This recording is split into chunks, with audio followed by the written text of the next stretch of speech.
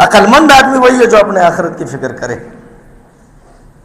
آخرت سنوارنے کے لیے ایک بہترین مہینہ رب العالمین نے ہمیں عطا کیا ہے کہ ہم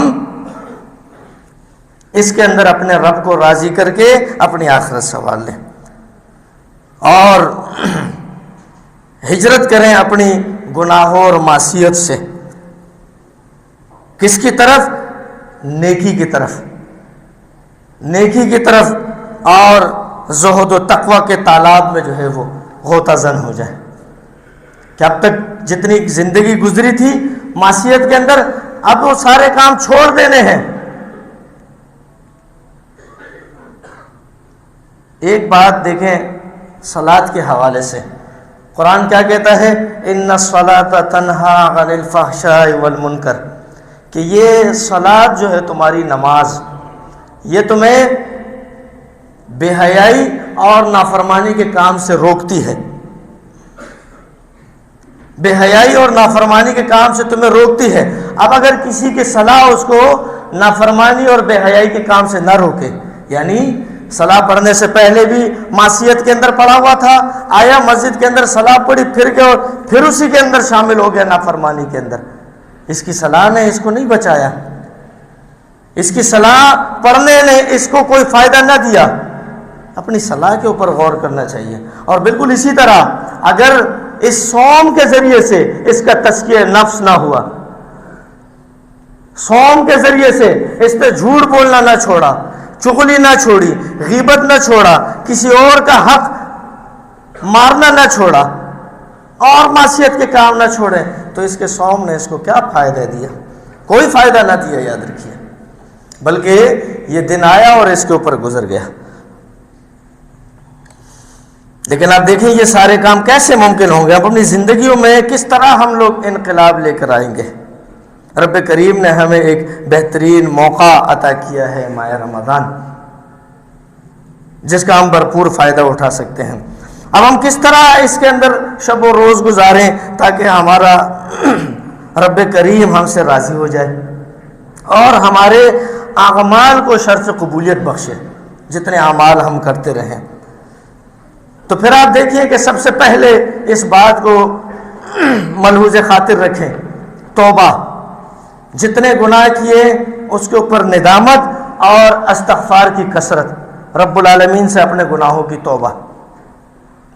سب سے پہلے اپنی سابقہ زندگی پر ایک نظر ڈالیں کہ جس قدر بھی گناہ ہوئے ہیں،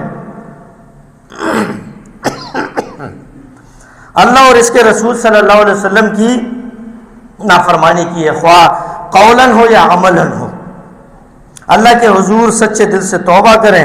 اور توبہ کا مفہوم بھی یہی ہے کہ گناہ سے نیکی کی طرف ہجرت کی جائے، اس گناہ کا دوبارہ اعادہ نہ کیا جائے کہ صبح تو توبہ کریں، صوم رکھیں اور شام کو افطار کریں پھر وہی گناہ شروع کرتے ہیں، تو ایسا نہ ہو، بلکہ گناہ کے کاموں سے لوٹنا، گناہ کا اعتراف اور آئندہ کبھی نہ کرنے کا عزم ہو۔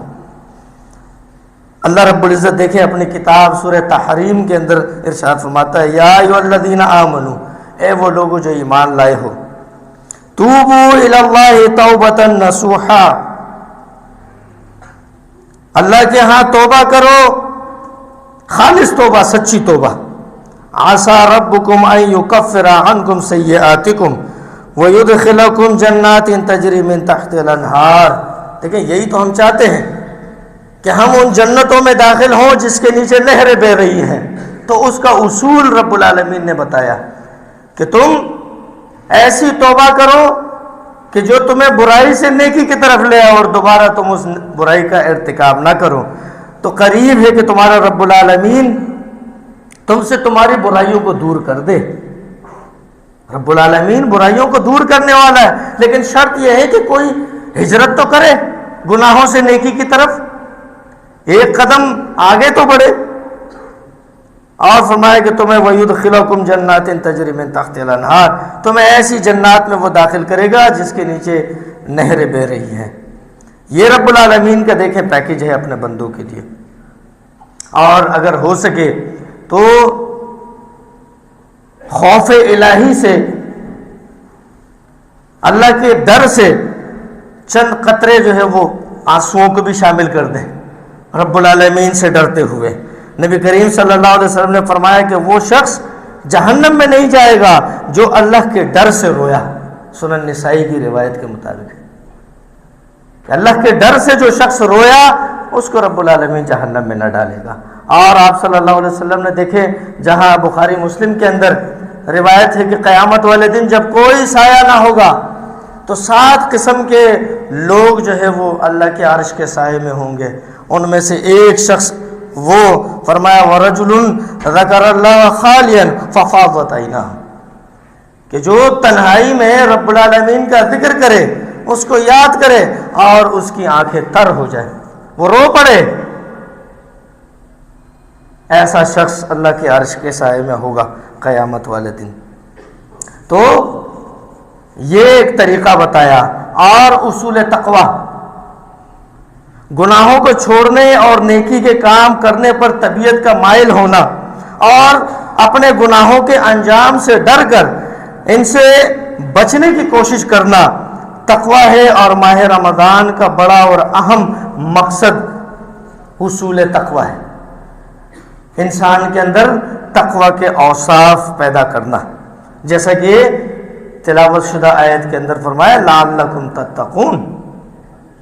صوم اس لیے رکھوایا جا رہا ہے کہ تم تقوی کی روش اختیار کر لو۔ تقوی اختیار کرنے کے دنیاوی اور اخروی بہت سارے فوائد ہیں، یاد رکھیے، جس کا تذکرہ قرآن و سنت کے اندر جگہ جگہ آپ کو ملے گا۔ اور سورۃ الطلاق کے اندر فرمایا وَمَن يَتَّقِ اللَّهَ يَجْعَل لَّهُ مَخْرَجًا، جو رب العالمین کا تقوی اختیار کرے، اللہ سے ڈرے، اس کے لیے رب العالمین مصائب سے نکلنے کا راستہ آسان کر دے گا۔ اور وَيَرْزُقُهُ مِنْ حَيْثُ لَا يَحْتَسِبُ، اور اسے رزق عطا کرے گا وہاں سے جہاں سے اس کے گمان کے اندر بھی نہ ہوگا، وہم و گمان کے اندر بھی نہ ہوگا، ایسی جگہ سے رب العالمین اس کو روزی عطا کرے گا۔ اور رسول اللہ صلی اللہ علیہ وسلم نے فرمایا، ابو ہریرہ رضی اللہ تعالی عنہ روایت کرتے ہیں کہ اللہ کے رسول صلی اللہ علیہ وسلم نے فرمایا اتقوا اللہ، اللہ سے ڈرو، وصلوا خمسکم، اور 5 وقت کی صلاۃ ادا کرو، وصوموا شہرکم، اور رمضان المبارک کے مہینے کے صوم ادا کرو، وادوا زکاۃ، اور اپنے اموال میں سے اموالکم، اپنے اموال میں سے زکوٰۃ ادا کرو، واطیعوا امراءکم، اور اپنے امراء، اپنے امیروں کی اطاعت کرو، تدخلوا جنت ربکم، تو تم ضرور بالضرور اپنے رب کے جنتوں کے اندر داخل ہو جاؤ گے۔ جنتوں میں داخلے کا دیکھیں ایک راستہ بتا دیا کہ اس راستے پر چل کر تم رب کی رضا حاصل کر کے اس کے جنتوں کے حقدار بن سکتے ہو۔ سنن ترمذی کی یہ ایک حسن درجے کی روایت ہے۔ اور بالکل اسی طرح صوم کی حفاظت بھی کرنی ہے، یہ نہیں کہ بس خالی منہ کا روزہ ہے، کچھ کھانا پینا نہیں ہے، اس کا روزہ ہے اور باقی جو جی میں آئے کرتے پھریں، نہیں، بلکہ ایمان والا اپنے اعمال کا محافظ ہوا کرتا ہے۔ اعمال کا محافظ کس طرح ہوتا ہے؟ سورۃ المومنون کے اندر جہاں ایمان والوں کی صفات کا تذکرہ فرمایا والذین هم علی صلاتهم یحافظون، کہ یہ ایمان والے اپنے صلوات کے محافظ ہوا کرتے ہیں، اس کی حفاظت کرتے ہیں، یعنی صلوات ادا کر کے صوم رکھ کے اس کو ضائع نہیں کرتے۔ کس طرح کہ صلات ادا کی اور باہر نکل کر پھر معصیت کے کام شروع کر دیے، صوم رکھا اور جھوٹ بولنا اور اس کے اوپر عمل کرنا شروع کر دیا، تو یہ اپنے اعمال کے محافظ بھی ہوتے ہیں، حفاظت بھی کرتے ہیں، یعنی اعمال کا جو تھیلا ان کے ہاتھ میں ہے، عمل کرتے ہیں، تھیلے کے اندر ڈالتے تو فوراً اس کا منہ بھی باندھ دیتے ہیں، اس کا منہ باندھ کے رکھتے ہیں، اس کو ایسے کھلا نہیں چھوڑتے کہ کوئی اور عمل کی اور یہ عمل ضائع ہو گیا، جیسے سورۃ البقرہ ہی کے اندر فرمایا کہ وہ صدقہ جو صدقہ کرنے کے بعد کسی کو ایذا پہنچائی جائے، قول معروف ومغفرۃ خیر من صدقۃ ان یتبعها من ولا اذى، کہ ایک معروف اچھی بات کرنا اور لوگوں سے درگزر کرنا، معاف کرنا بہتر ہے اس صدقے سے، اس مال خرچ کرنے سے جو مال خرچ کرنے کے بعد آپ لوگوں کو اذیت پہنچائیں، ایذا پہنچائے، تکالیف کے اندر ڈالیں، پریشان کریں لوگوں کو۔ تو فرمایا کہ اس صدقے سے بہتر یہ ہے کہ آپ صدقہ ہی نہ کرو، بلکہ کسی سے اچھی بات کر لو، لوگوں کے گناہوں کو معاف کر دو۔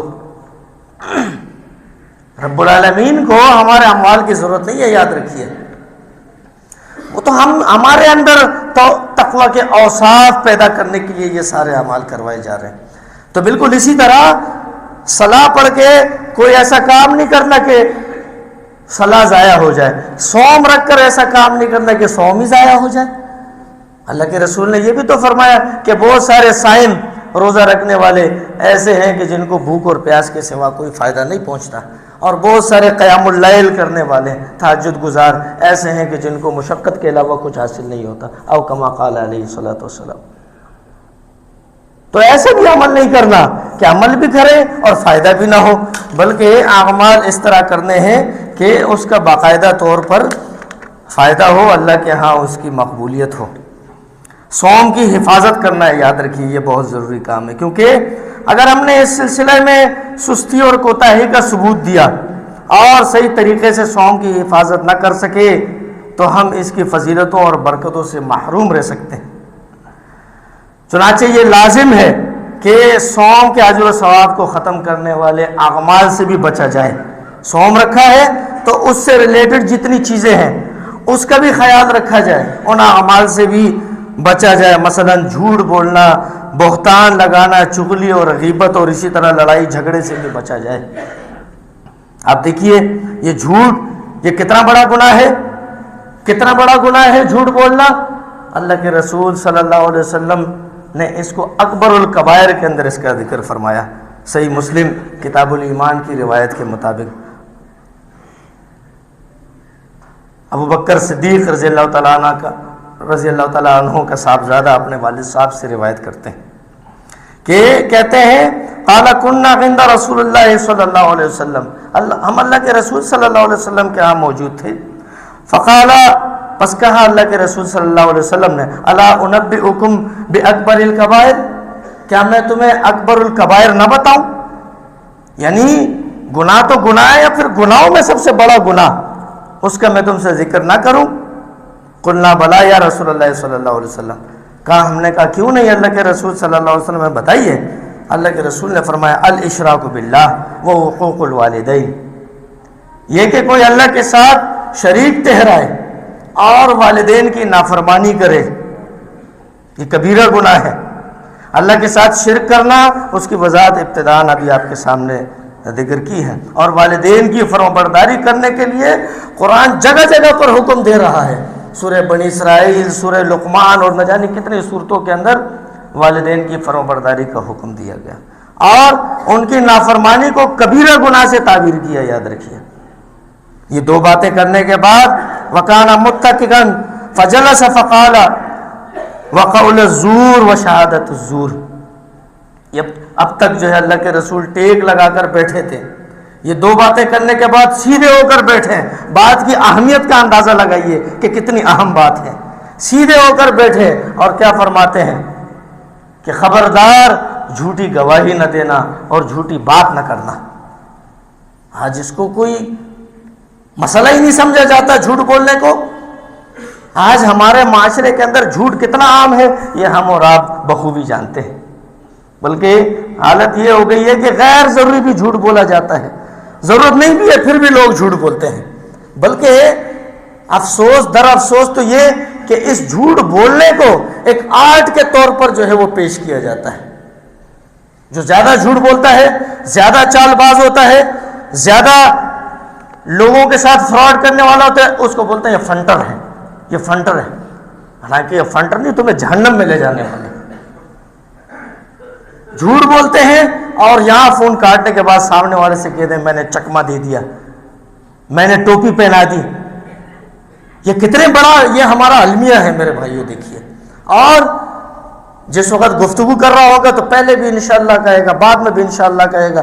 آپ کو تصور ہوگا کہ بالکل اس نے جو ہے یہ کام لازمی کرنا ہے. 2 مرتبہ تو اس نے بات کی ابتدا اور انتہا دونوں میں انشاءاللہ کہا ہے، لیکن جب فون کاٹے گا تو کہے گا کوئی ارادہ نہیں. دیکھو ارادہ نہیں تھا، جھوٹ بھی بولا اور اللہ کا بھی سہارا لیا. تو یہ کام تو دیکھیں یہ تو چھوڑنا پڑے گا. اور اسی سے متعلق صوم سے متعلق جو ہے صوم کے اندر جو جھوٹ بولے،